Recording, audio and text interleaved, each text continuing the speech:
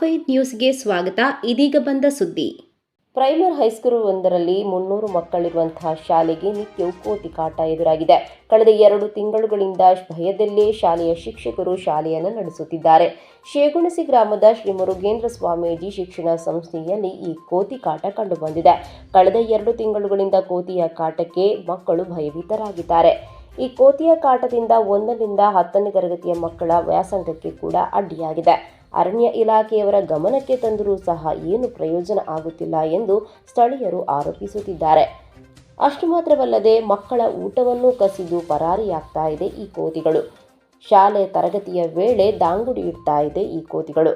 ಇನ್ನು ಮಕ್ಕಳು ಭಯದಲ್ಲೇ ಶಾಲೆಗೆ ಚಕ್ಕರ್ ಹಾಕುತ್ತಿದ್ದು ಅಳುಕುತ್ತಲೇ ಶಿಕ್ಷಕರು ಶಾಲೆಗೆ ಬರುತ್ತಿದ್ದಾರೆ.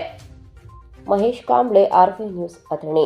ಶೇಗುಣಸಿ ಶ್ರೀ ಮುರುಗೇಂದ್ರ ಸ್ವಾಮೀಜಿ ವಿದ್ಯಾವರ್ಧಕ ಸಂಸ್ಥೆಯ ಪ್ರಾಥಮಿಕ ಮತ್ತು ಪ್ರೌಢ ವಿಭಾಗದ ಈ ಶಾಲೆಯಲ್ಲಿ ಕಳೆದ 2 ತಿಂಗಳಿಂದ ಒಂದು ಕೋತಿ ಬಂದು ತುಂಬ ಕಾಡ್ತಾ ಇದೆ. ಇಲ್ಲಿ ಮಕ್ಕಳಿಗೆ ವಿಶ್ರಾಂತಿಗೋಸ್ಕರ ಬಿಟ್ಟಾಗ ಮಕ್ಕಳಿಗೆ ತೊಂದರೆ ಕೊಡೋದು, ಶಿಕ್ಷಕರಿಗೆ ತೊಂದರೆ ಕೊಟ್ಟೋದು, ಅಲ್ಲದೆ ಮಕ್ಕಳಿಗೆ ಊಟಕ್ಕಂತ ಹೇಳಿ ಮಧ್ಯಾಹ್ನ ಉಪಹಾರಕ್ಕೆ ಬಿಟ್ಟಾಗ ಮಕ್ಕಳು ಊಟ ಕಸಿದುಕೊಂಡು ಹೋಗ್ತಾ ಇದೆ. ತರಗತಿ ನಡೆದಾಗೆಲ್ಲ ತರಗತಿ ಒಳಗಡೆ ಬಂದು ಅಲ್ಲಿ ದಾಂಧಲೆ ಮಾಡ್ತಾ ಇದೆ.